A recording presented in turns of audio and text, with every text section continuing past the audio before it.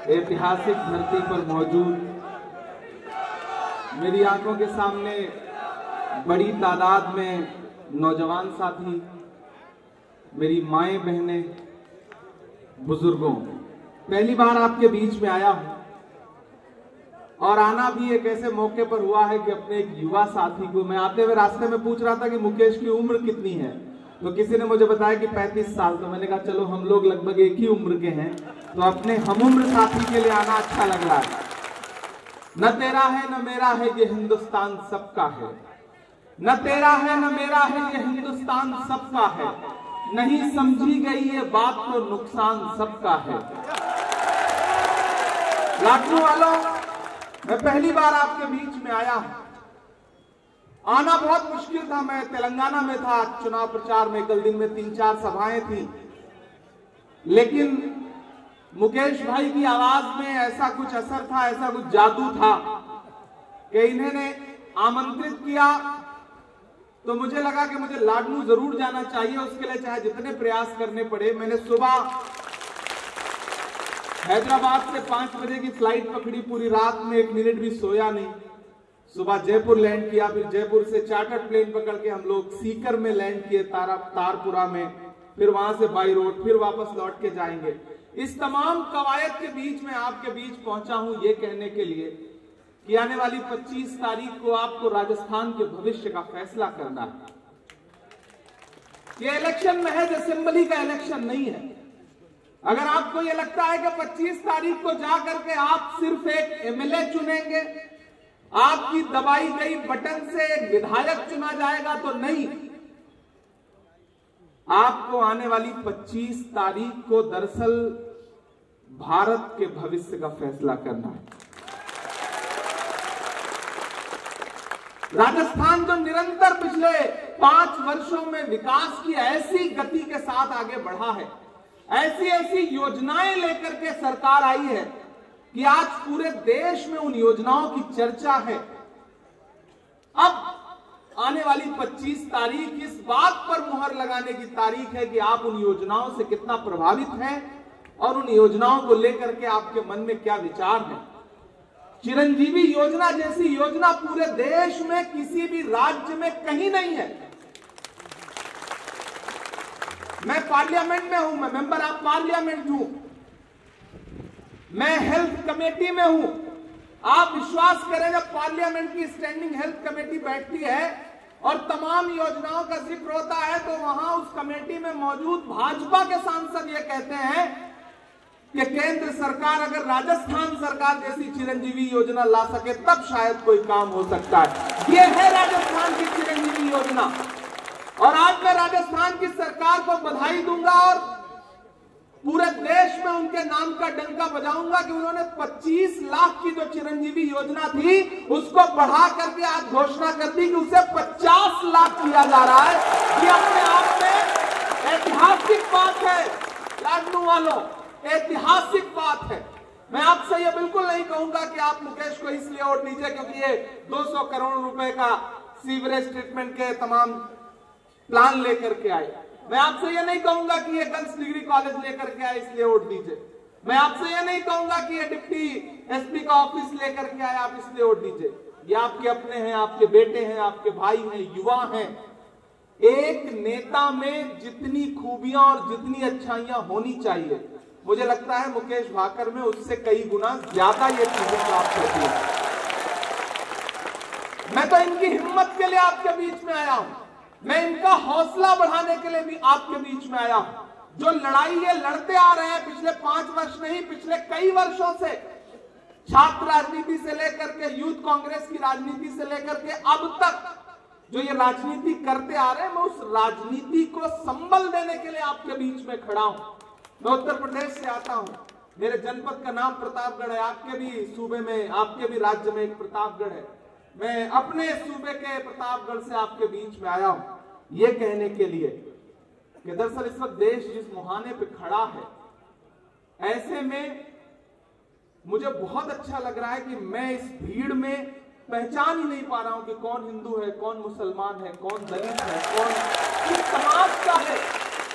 ये जो 36 बिरादरियां, 36 कौमें जिनका नारा हम सुना करते हैं, आज अगर उसे चरित्रार्थ रूप में कहीं देखना हो तो लाडनू के बस स्टैंड पे आके कोई भी देख सकता है। मेरी पढ़ाई इलाहाबाद विश्वविद्यालय में हुई है। मैं हिंदी साहित्य का विद्यार्थी रहा हूं। इलाहाबाद, वो इलाहाबाद जहां गंगा और यमुना दो पवित्र नदियां मिलती हैं तो अदृश्य सरस्वती उपजती हैं, संगम होता है, वहां नदियों का संगम होता है। लेकिन धर्मों का, सभ्यताओं का, संस्कृतियों का और प्यार मोहब्बत का संगम कहीं देखना हो तो कोई भी आकर के लाडनू में देख सकता है। मैं लाडनू की इस धरा को सलाम करता हूं। मैंने कहा ना, देश एक अलग मुहाने पे खड़ा है। आज दिल्ली से लेकर के राजस्थान तक लड़ाई इस बात की है कि एक तरफ वो लोग खड़े हैं जो ये कहते हैं कि देश गांधी की विचारधारा से चलेगा, डॉक्टर बाबा साहब भीमराव अंबेडकर के बनाए हुए संविधान से चलेगा, जो ये कहते हैं कि ये देश मौलाना आजाद के सपनों से चलेगा, जो ये कहते हैं कि ये देश पंडित नेहरू के खून पसीने से सींचे गए भारत की उस बुनियाद से चलेगा। लेकिन एक तरफ वो लोग खड़े हैं जो कहते हैं कि नहीं, देश महात्मा गांधी नहीं बल्कि गोडसे की विचारधारा से चलेगा, जो ये कहते हैं कि देश डॉक्टर बाबा साहब भीमराव अंबेडकर के संविधान से नहीं चलेगा, तानाशाही से चलेगा। एक रात 8 बजे कोई नमूदार होगा टीवी चैनलों पे और कह देगा कि भाइयों बहनों, आज से 500 और 1000 के नोट रद्दी हैं और अगली दिन सुबह से आप ईवीएम और एटीएम की कतारों में, बैंकों की कतारों में खड़े हो जाएंगे अपना पैसा बदलवाने के लिए। नारे याद है आपको? बहुत हुई महंगाई की मार, अब की बार मोदी सरकार। उस समय पेट्रोल डीजल कितने में था? 58 रुपए लीटर, 60 रुपए लीटर। गैस सिलेंडर कितने का था? 400 रुपए का। फिर मोदी जी ने कितने का बेचा? 1200 रुपए का। लेकिन मैं राजस्थान की सरकार को सलाम करता हूं, सैल्यूट करता हूं कि 1200 रुपए का बिकने वाला गैस सिलेंडर राजस्थान की सरकार ने 500 रुपए का बेच करके पूरे हिंदुस्तान को संदेशा दिया कि अगर सरकार चाह ले, अगर सरकार जनता की भलाई चाह ले तो 1200 रुपए का गैस सिलेंडर भी 500 रुपए का बेचा जा सकता है। और आज जो मैनिफेस्टो जारी हुआ है उसमें जानते हैं राजस्थान की सरकार ने क्या कहा? कि हमने 500 का बेचा था लेकिन अब 500 भी महंगा है, उसको और सस्ता करेंगे। हमारी सरकार आएगी तो हम उसको 400 रुपए का बेचेंगे। नरेंद्र मोदी जी क्या कहते थे? हम अच्छे दिन लाएंगे। भैया ये कौन सा अच्छा दिन था जहां 58 रुपए का पेट्रोल डीजल 100 रुपए का बिकने लगा, गैस सिलेंडर 400 वाला 1200 का बिकने लगा। अरे ऐसा अच्छा दिन नहीं चाहिए हमें। मैं तो कवि हूं, शायर हूं, मैं तो पूरे देश में घूम घूम के कहता हूं कि मोहब्बत भाईचारे के दीवाने दिन ही लौटा दो, वो सस्ती दाल सब्जी के सुहाने दिन ही लौटा दो। ये अच्छे दिन तो अंबानी अडानी को मुबारक हो, हमें ऐसा करो साहेब पुराने दिन ही लौटा दो। वो पुराने दिन जहां चीजें सस्ती हुआ करती थी, लोगों में प्यार मोहब्बत हुआ करता था, हमें वो पुराने दिन चाहिए। यहां माएं बहनें बैठी हैं, याद करिए, खाने का तेल, सरसों का तेल हो या और बाकी जो खाने का तेल है, उस समय कितने का था? 70 रुपए किलो था। आज साहब ने क्या रेट में बेचा? 200 रुपए के पार पहुंचा दिया। सबसे ज्यादा तो महंगाई की मार हमारी माएं बहनें झेलती हैं। सुबह आप जब रसोई में जा करके चाय बनाने के लिए गैस का बर्नर ऑन करती हैं तो कितने अरमान जलते हैं उसके साथ। आप जब सब्जी बनाने के लिए कढ़ाई में तेल डालती हैं तो उसके साथ आंसू भी गिरते हैं। इस सरकार ने क्या जुल्म नहीं किया आपके साथ। और आज फिर कहते हैं कि हमें मौका दीजिए। आज आकर के राजस्थान में कहते हैं प्रधानमंत्री जी ऐसे घूम रहे हैं जैसे उनको प्रधानमंत्री नहीं रहना है बल्कि राजस्थान का मुख्यमंत्री बनना है। इस तरह से राजस्थान में घूम रहे हैं। अच्छा, ऊपर से बातें कितनी बड़ी बड़ी। पार्लियामेंट में जब भी खड़े होंगे, मैं तो बैठता हूं पार्लियामेंट में, प्रधानमंत्री जी सामने बैठेंगे और कहेंगे बताइए कांग्रेसियों आपने 70 साल में क्या किया। एक दिन जब ऐसे ही बोल रहे थे कि बताओ कांग्रेसियों 70 साल में आपने क्या किया, तो आगे खरगे साहब बैठे थे। खरगे साहब पलटे बोले इमरान मत बताना, बता दोगे तो ये उसको भी बेच देंगे। इनका काम सिर्फ बेचने का है, ये बेचने के अलावा कुछ नहीं जानते। मैं तो लाडनू के बस स्टैंड पे खड़ा होकर के एक बहुत बड़ी बात कह रहा हूं, मीडिया के साथी से नोट करें कि वो भारतीय जनता पार्टी की सरकार जो अपना चलाया हुआ 2000 का नोट 7 साल नहीं चला सकी, वो हमसे 70 साल का हिसाब मांगती है।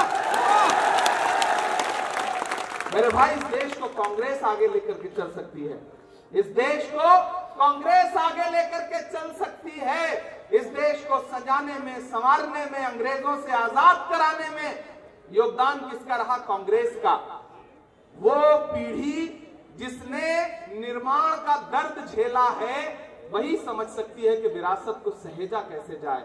जिन्हें सजा सजाया देश मिल गया, वो सिर्फ बातें करते हैं, भाषण देते हैं, उसके अलावा कुछ भी नहीं। ये लड़ाई बहुत महत्वपूर्ण है और मैं तो ये कहता हूं कि ये इलेक्शन सिर्फ राजस्थान की विधानसभा का इलेक्शन नहीं है, ये 2024 का सेमीफाइनल है। इसलिए आपकी जिम्मेदारियां बहुत बड़ी हो जाती हैं। और मैं खास तौर से अकलियत के लोग जो यहां मौजूद है, मैं उनसे भी मुखातिब होकर के ये बात कहना चाहता हूं कि मेरे भाई, बहुत सारे लोग आपके बीच में आएंगे, कोई हाथी पे चढ़ के आएगा, कोई मांझा पकड़ के आएगा, कोई नया झंडा पकड़ के आएगा, लेकिन आपको होशियार रहना है। ये साजिश सिर्फ और सिर्फ बांटने की है, इसके अलावा कुछ भी नहीं। जो लड़ाई में भी नहीं है, वो चाहते हैं कि बड़ी बड़ी बातें करें, आपके जज्बात उभारें और फिर आप उनके झांसे में आ करके बट जाएं ताकि भाजपा जीत जाए। खेल सिर्फ बटने का है, आपको बटने से बचना है, क्योंकि इस मुल्क में मोहब्बत के लिए, प्यार के लिए, अच्छाई के लिए, अमन के लिए कोई लड़ रहा है तो उस नेता का नाम राहुल गांधी है। याद करिए, भारत जोड़ो यात्रा 4000 किलोमीटर का मतलब समझते हैं आप? मुझे याद है 6 सितंबर 2022 की वो शाम, जब हम सारे लोग, कांग्रेस परिवार के सारे लोग कन्याकुमारी में समंदर के किनारे खड़े थे और उस वक्त हम सोच रहे थे कि आखिर कन्याकुमारी से कश्मीर तक हम पैदल जाएंगे कैसे। हम सब परेशान थे, लेकिन एक आदमी बहुत शांत चेहरा लेकर के शांत भाव से खड़ा था। उसके होठों पे सिर्फ एक नारा था, नफरत छोड़ो भारत जोड़ो, नफरत छोड़ो भारत जोड़ो। और उस नारे को लगाते हुए वो शख्स लाखों का हुजूम लेकर के जब कन्याकुमारी से आगे निकला तो ऐसा लगता था कि जैसे पूरा भारत राहुल गांधी के साथ चल रहा हो। मैं चश्मदीद गवा रहा हूं, मैं चला हूं उनके कंधे से कंधा मिला करके, हजारों किलोमीटर चला हूं। रास्ते में जब मीडिया के साथी मुझसे कहते थे, इमरान साहब आप तो शायर हैं, आप राहुल गांधी को चलते हुए देख के क्या कहेंगे, तब मैं उनसे कहता था कि मैं राहुल गांधी के कंधे से कंधा मिला के चल रहा हूं और एक शेर पढ़ रहा हूं कि जो हर जालिम से टकराएगी वो आंधी बनाऊंगा, जो हर जालिम से टकराएगी वो आंधी बनाऊंगा, नए अंग्रेज आए हैं नया गांधी बनाऊंगा।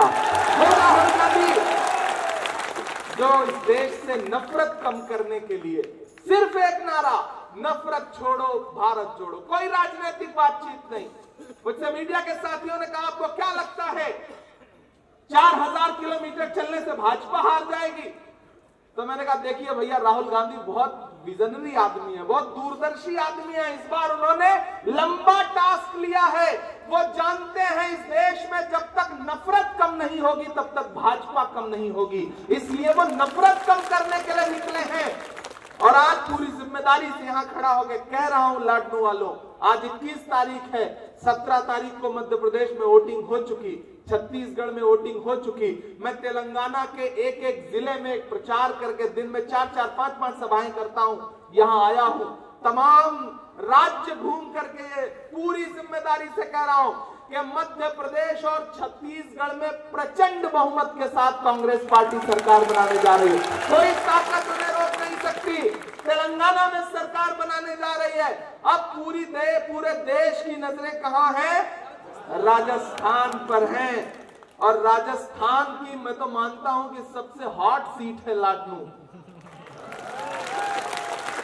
मुझे सचिन भाई का फोन आया कि इमरान राजस्थान आ रहे हो तो सबसे पहले कहीं जाना तो लाडनू जाना, मुकेश अपना भाई है उसके लिए जरूर जाना। मुझे दीपेंद्र हुड्डा का फोन आया, हमारे साथी हैं वो, उन्होंने कहा कि इमरान अगर राजस्थान आ रहे हो तो सबसे पहले कहीं जाना तो लाडनू जाना।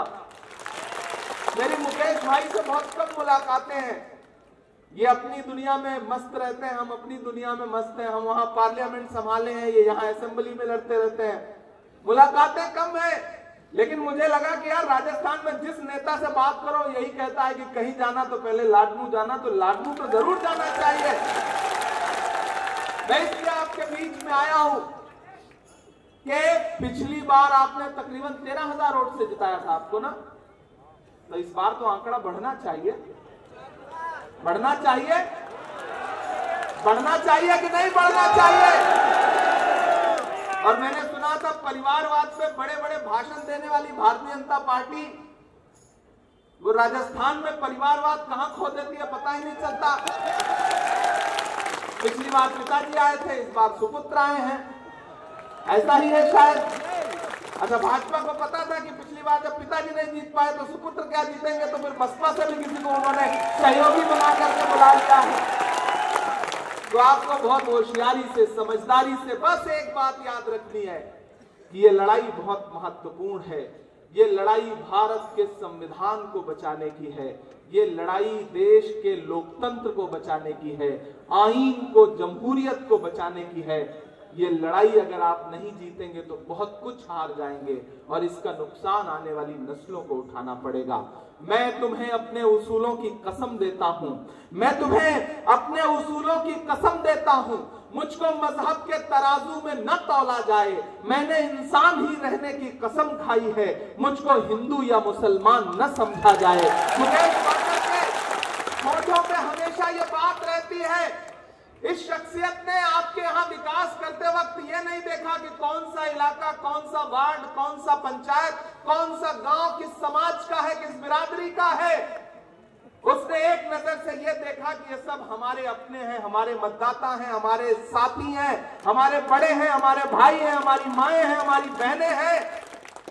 और अब इस लेवल पे उतर आई है भारतीय जनता पार्टी कि मुकेश भाकर को बदनाम करने के लिए किस किस झूठे प्रपंच का, किस किस छल का, किस किस तरह के आरोपों का सहारा ले रही है।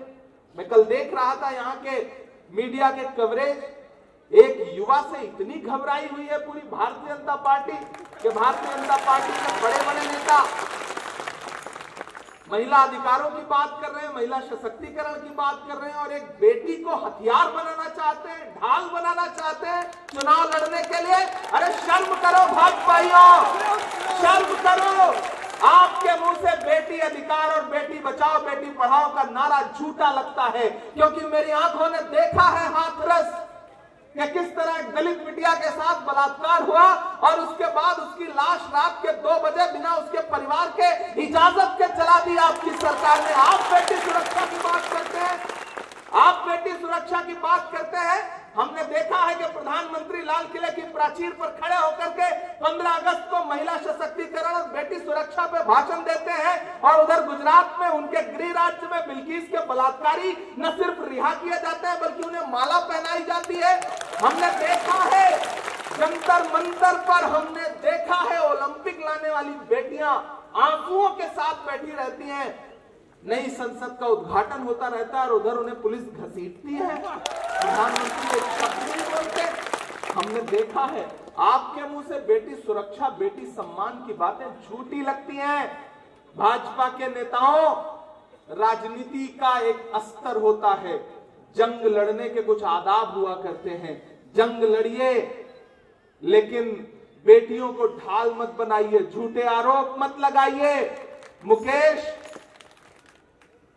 एकदम साफ सुथरे चरित्र का एक ऐसा नेता है जिसका भविष्य बहुत उज्जवल है, जो 35 साल की उम्र में न सिर्फ पार्टी का चहेता है बल्कि जनता का भी चहेता है, पार्टी के नेताओं का भी चहेता है।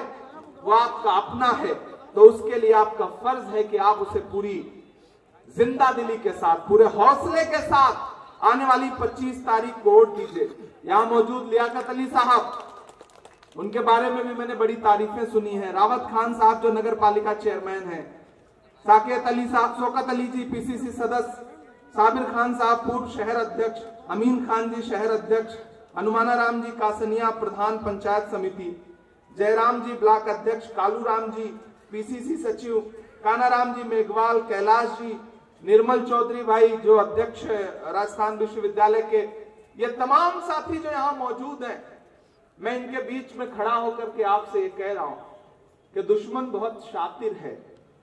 वो जब जानता है कि अकेले नहीं जीत पाएंगे तो वो फिर तरह तरह के आडंबर रचता है। वो चाहता है कि थोड़े थोड़े वोटों का बंटवारा हो जाए और उसकी गाड़ी निकल जाए।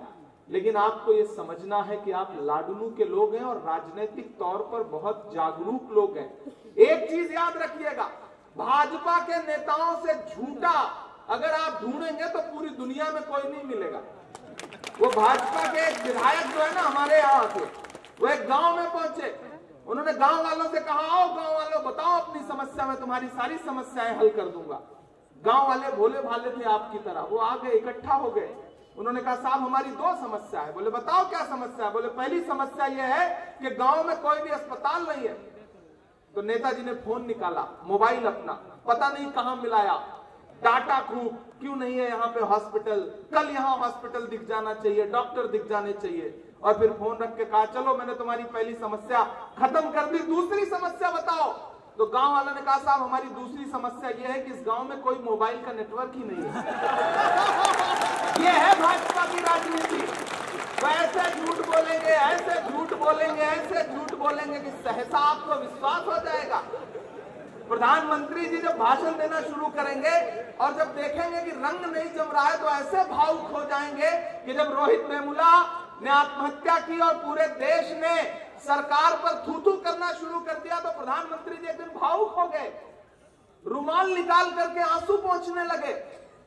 किसी ने मुझसे कहा इमरान आप क्या कहेंगे, आप तो शायर हैं। मैंने कहा भाई वो किसी का एक शेर है कि वो तिजारती पहलू निकाल लेता है, मैं कुछ कहूं तो तराजू निकाल लेता है, मैं इसलिए भी तेरे फन की कद्र करता हूं, तू झूठ बोल के आंसू निकाल लेता है। ये ऐसे लोग हैं, ये झूठ बोलेंगे, बरगलाएंगे आपको। आप बताइए ऐसी योजनाएं कहीं देखने को मिलेंगी जो राजस्थान की सरकार लेकर के आई है? कमाल की योजनाएं हैं। मैं तो तेलंगाना में जा करके अभी मैं कल यहाँ चुनाव प्रचार समाप्त करूंगा और उसके बाद फिर तेलंगाना जाऊंगा, तो तेलंगाना में भी लोगों से ये कहूंगा कि भाई जिस तरह की योजनाएं लेकर के आई है कांग्रेस पार्टी, अगर वो योजनाएं लागू हो जाए तो राजस्थान में न तो कोई व्यक्ति गरीब रहेगा, न कोई व्यक्ति अनपढ़ रहेगा। हम बच्चों को क्या एक शानदार योजना है कि राज्य में राइट टू एजुकेशन कानून ला करके निजी यानी कि प्राइवेट शिक्षा संस्थानों में भी 12वीं तक की शिक्षा फ्री की जाएगी।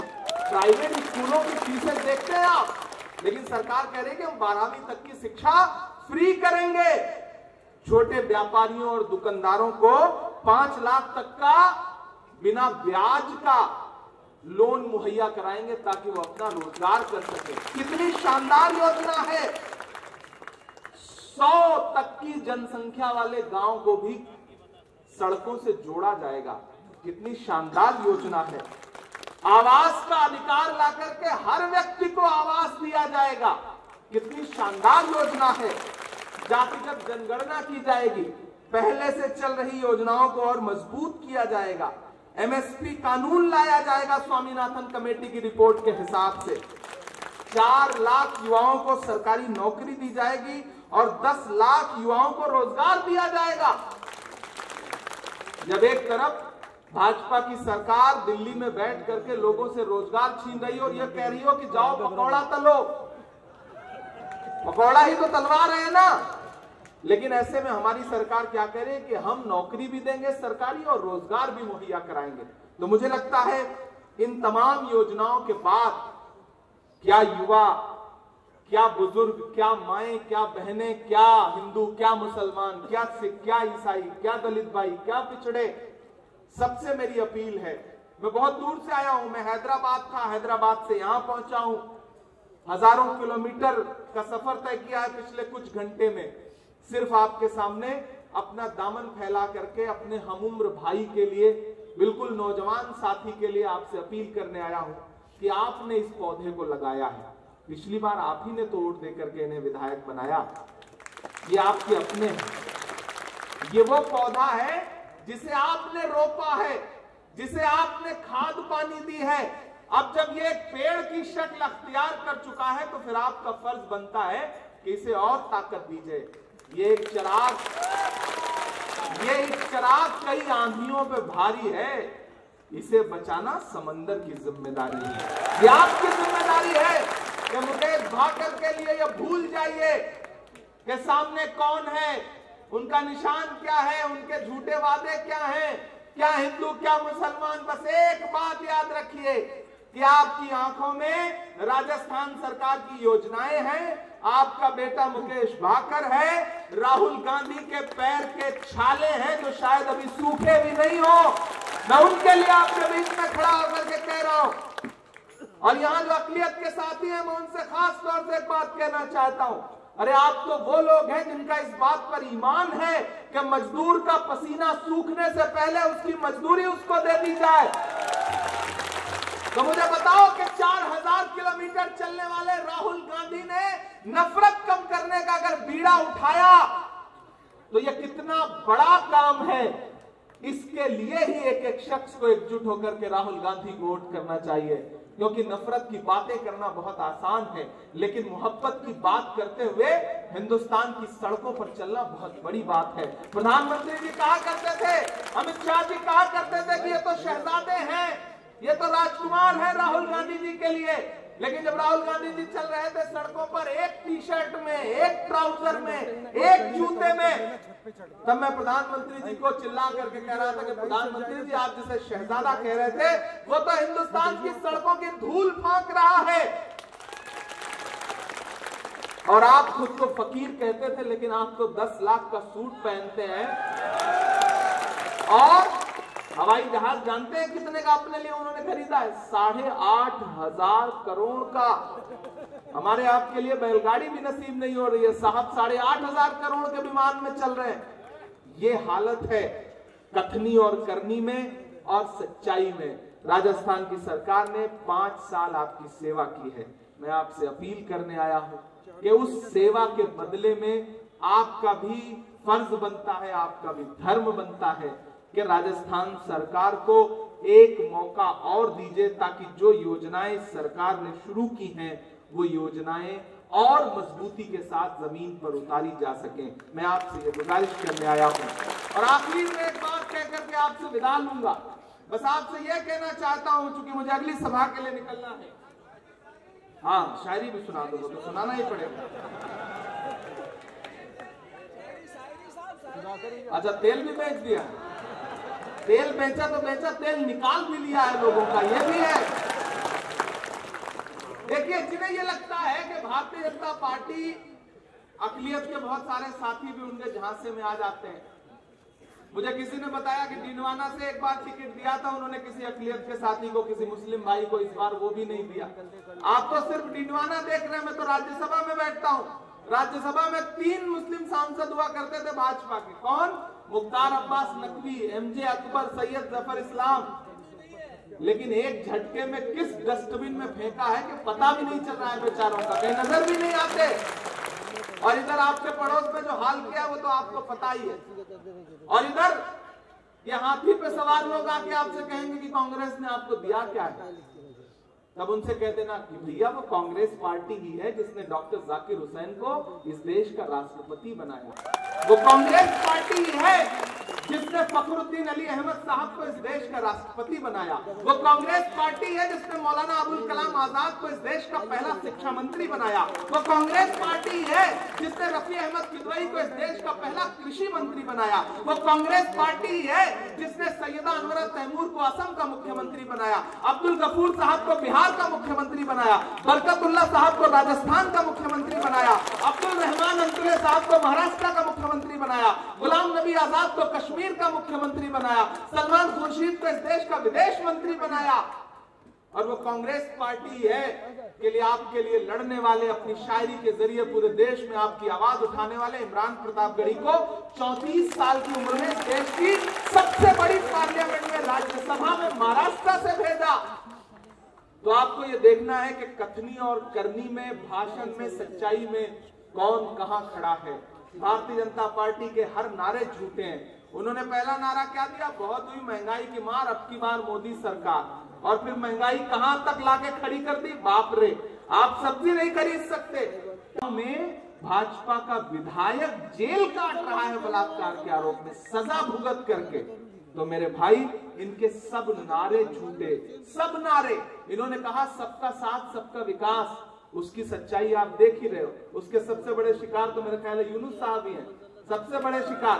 ऐसा सबका साथ, ऐसा सबका विकास किया है कि मुख्तार अब्बास नकवी में अकेले में मिलकर पूछूंगे साहब कैसा लग रहा है सबका साथ सबका विकास, तो बेचारे वो उनके मुंह से शब्द ही नहीं निकलते हैं। एमजे अकबर से पूछो तो शब्द ही नहीं निकलते हैं, जफर इस्लाम से पूछो तो शब्द ही नहीं निकलते हैं उसके मुंह से। ऐसा सबका साथ सबका विकास किया है कि बस गरीब गरीब होता चला गया, अमीर अमीर होता चला गया। ये भाजपा के नेता जब टीवी चैनलों पे बैठ के कहते हैं कि हम गरीबी मिटाएंगे, तब मेरा मन करता है मैं उनसे कह दूं कि गरीबी को मिटा देने की बातें सिर्फ बातें हैं।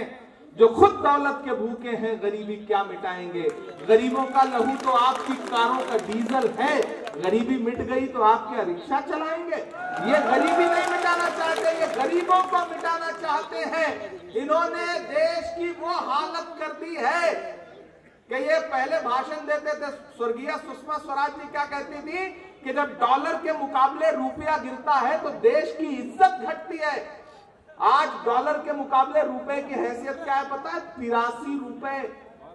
$1 बराबर 83 रुपीज। आज नरेंद्र मोदी जी से कह दिया जाए कि भैया अब इज्जत नहीं घट रही है तो फिर कुछ नहीं बोलेंगे, लेकिन अद्भुत है वो, अद्भुत है। विश्व कप हम जीतने जा रहे थे, अद्भुत है वो। हम पूरे विश्व कप में एक भी मैच नहीं हारे, लेकिन पता नहीं नाम का क्या असर है कि उस नाम के स्टेडियम में मैच हुआ, पहुंच भी गए और हमारे वही हीरो बेचारे बाद में आंसुओं के साथ बाहर निकले। बहुत पीड़ा हुई, बहुत दर्द हुआ। तब मैं आपसे अंत में कहना चाहता हूं, यहाँ भगवान जी पवाड़िया साहब, ओम प्रकाश जी, नाथूराम जी, वीरेंद्र जी, गिरधारी राम जी, हमीद गौरी साहब, आरिफ खान साहब, ये सब यहाँ खड़े हैं। मैं अंत में, ये जो मेरा भाई है बड़ा बहादुर है, बड़ा मतलब जिसको कहते हैं ना कि दमदारी से लड़ने वाला, इसलिए मेरा मन कर रहा है कि मैं सांसद बाद में हूं, पहले शायर हूं, तो मेरा मन कर रहा है मैं 4 पंक्तियां पढ़ दूं और वो याद रखिएगा आप सारे लोग। ये दायरे में सिमट के आएगा, दायरे में सिमट के आएगा, हर रवायत से हट के आएगा। आंधियों को जरा खबर कर दो, आंधियों को जरा खबर कर दो, शेर वापस पलट के आएगा, शेर वापस पलट के आएगा, शेर वापस पलट के आएगा। कि कहां सोया है चौकीदार। बहुत समझदार लोग हैं, मैं नहीं जानता था कि इतने राजनीतिक तौर पे जागरूक लोग हैं। मैंने नाम भी नहीं लिया, लेकिन चौकीदार का नाम आते ही आप समझ गए कि मैं किसकी बात कर रहा हूं। मैं नाम नहीं लूंगा और आप फिर समझ जाएंगे कि मैं किसकी बात कर रहा हूं। ये कहां सोया है चौकीदार, कहां सोया है चौकीदार। हमारे अल्पसंख्यक विभाग राजस्थान के अध्यक्ष आबिद कागजी साहब, कार्यवाहक अध्यक्ष हमारे इमरान कुरैशी साहब, मदरसा बोर्ड के चेयरमैन मोहतरम एमडी चौबदार साहब, बाकी हमारे साथी यहाँ बैठे हैं, ये सब भी बहुत समझदार है। हमारे राष्ट्रीय पदाधिकारी अल्पसंख्यक विभाग के इंसाफ आजाद साहब। मैं पढ़ता हूँ, अगले 2 मिनट आपके बीच में मैं चाहता हूँ कि बिल्कुल उत्सव के माहौल में इस चुनाव को लड़िए। भाजपा वाले अजीब शक्ल लेकर के घूम रहे हैं, ऐसा लग रहा है पता नहीं कौन सा तनाव है चेहरे पे। लेकिन कांग्रेस के जितने भी वीडियो आ रहे हैं, आप गोविंद डोटासरा का वीडियो उठा करके देखिए, हमारे पीसीसी अध्यक्ष कुछ बोल ही नहीं रहे, सिर्फ नृत्य कर रहे हैं, गाना बज रहा है और उनके हाथ घूम रहे हैं। ऐसा लग रहा है जैसे अद्भुत ऊर्जा का संचार हो रहा है, प्रचार हो रहा है। आप सचिन भाई की सभाएं देखिए, सामने से जिंदाबाद और आई लव यू के नारे लग रहे हैं, चुनाव प्रचार हो रहा है। गहलोत साहब जा रहे हैं, जनता अपने आप योजनाएं गिना रही है। राहुल गांधी जी पहुंच रहे हैं, नारा लग रहा है नफरत छोड़ो भारत जोड़ो। नफरत के बाजार में मोहब्बत की दुकान खोल रहा हूं। हमसे एक दिन एक साथी ने कहा कि क्या आपको लगता है कि नफरत के बाजार में मोहब्बत की दुकान राजस्थान में फिर से खुलेगी? मैंने कहा देखो यार, ये राजस्थान है, ये जब भी करता है कुछ बड़ा करता है। दुकान तो कर्नाटक में खुली है, यहाँ तो शोरूम खुलेगा मोहब्बत का। ये राजस्थान है, ये वीरों की धरती है, ये जब भी करेगा कुछ बड़ा करेगा और ऐसे वापस भेजेगा। ये जो बड़े बड़े हवाई जहाज लेकर के, आज हम जब टेक ऑफ करने के लिए चार्टर्ड में बैठे तो प्रधानमंत्री जी अपना विमान लेके उसी समय उतर रहे थे। बड़े बड़े विमान आए हैं, बड़े बड़े हेलीकॉप्टर आए हैं, पैसे बहाए जा रहे हैं। ऐसा लग रहा है जैसे राजस्थान की जनता को बड़ा भोला भाला समझते हैं। नहीं भैया, ये भोले नहीं है, ये भाले हैं। आप इनको इतना आसान मत समझिए। इतना आसान समझे होते तो जिस ईडी को भेज करके आप पूरे देश में सरकारें गिरा रहे थे, उस ईडी के अधिकारी यहाँ खुद ही गिरफ्तार हो गए। ये है कि कहां सोया है चौकीदार, कहां सोया है चौकीदार। गैस सिलेंडर की कीमत भी 1000 के पार, कहां सोया है चौकीदार, कहां सोया है चौकीदार। दुनिया में कोई भी व्यक्ति मिले आपको, बुजुर्ग आदमी, चाचा यहाँ बैठे, इनसे पूछिए जब आप पढ़ते थे तो आपके साथ 5वीं में, 6वीं में, 7वीं में कोई साथी आपका पढ़ता था? है कोई? तो अभी ये 2-3 नाम गिना देंगे कि मेरे साथ प्राइमरी में ये थे। लेकिन अभी प्रधानमंत्री जी से पूछिए कि जब आप पॉलिटिकल साइंस में, इंटायर पॉलिटिकल साइंस में पोस्ट ग्रेजुएशन कर रहे थे तो आपका क्लासमेट कौन था, आपके साथ कौन पढ़ता था? आज तक पूरे देश में मुझे कोई नहीं मिला है। मतलब कमाल है। और ये तो राजस्थान है, लाडनू है, नागौर है, यहाँ व्यापार को समझने वाले लोग हैं। आप अभी किसी भी बुजुर्ग आदमी से पूछिए कि भाई आपका काम धंधा क्या है, तो जो इनका कारोबार होगा ये बताएंगे कि हमारा ये काम है। इनसे पूछिए आपके 2-4 ग्राहक बता दीजिए तो उसका नाम भी गिना देंगे। लेकिन मैंने तो कई बार सोचा कि मैं प्रधानमंत्री जी से पूछूं कि वडनगर में जब आप चाय बेचते थे तो किसने पी है, मुझे एक व्यक्ति बता दीजिए। कोई नहीं मिला, आज तक कभी कोई नहीं मिला। तब मैं तो कवि हूं, मैं तो हास परिहास कर सकता हूं, तो मैं बड़े सलीके से एक हास की बात कहता हूं कि कहां सोया है चौकीदार, कहां सोया है चौकीदार। कि चाय बेचने वाला पूरा भारत बेच रहा है। ऐसे कमजोर तालियों से काम नहीं चलेगा, जाना चाहिए दिल्ली तक आपकी तालियां। चाय बेचने वाला पूरा भारत बेच रहा है, इसी काम में हासिल उसे महारत बेच रहा है। और तालियां तो अब चौथी पंक्ति पे चाहिए कि रेल बिक गई, तेल बिक गया, बिका हवाई अड्डा।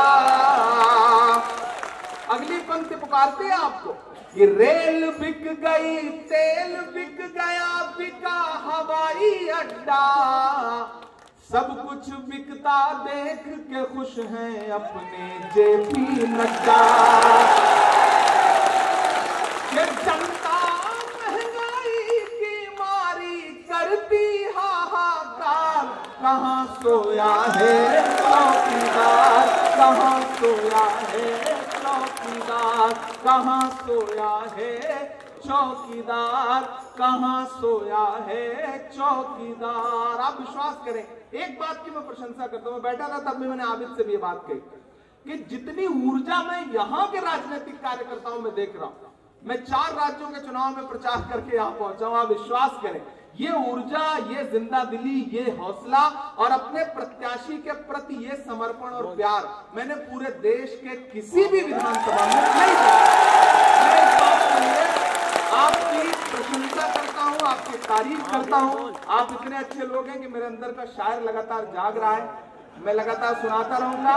इस मामले में मुझे अगली सभा के लिए जाना है, मुझे धौलपुर पहुंचना है, इसलिए मैं एक वादा आपसे करता हूं कि आपने पिछली बार 13,000 के मार्जिन से मुकेश भाकर को विधायक बनाया था। इस बार आंकड़ा कम से कम, मैं कोई आंकड़ा नहीं दूंगा, लेकिन मैं ये चाहता हूं कि यह आंकड़ा कम से कम 56 तक तो पहुंच ही जाए, ताकि प्रधानमंत्री भाई, सिर्फ उन्हीं की छाती 56 इंच की नहीं है, लाडुओं की भी छाती 56 इंच की है। एहसास होगा और आप ये कर सकते हैं। अगर आप एकजुट हो गए तो कोई ताकत रोक नहीं सकती। एक आपसे वादा कर रहा हूं कि मैं आपके राज्य से सांसद नहीं हूं, वरना सारा खजाना मैं अपना सारा बजट ला के लाडलू में दे देता। लेकिन ये वादा करता हूं कि मुझे ऊपर वाले ने, खुदा ने, ईश्वर ने मुझे शायरी का हुनर दिया है और आप मेरी शायरी से प्रेम करते हैं, तो आप मुकेश को जिताइए। जीतने के बाद इसी बस स्टैंड पर एक बार आपका धन्यवाद करने, शुक्रिया अदा करने फिर आऊंगा। ये मेरा आपसे वादा है। बहुत बहुत धन्यवाद। निकलना है, देर हो रही है, अगली बार फिर आऊंगा। धन्यवाद।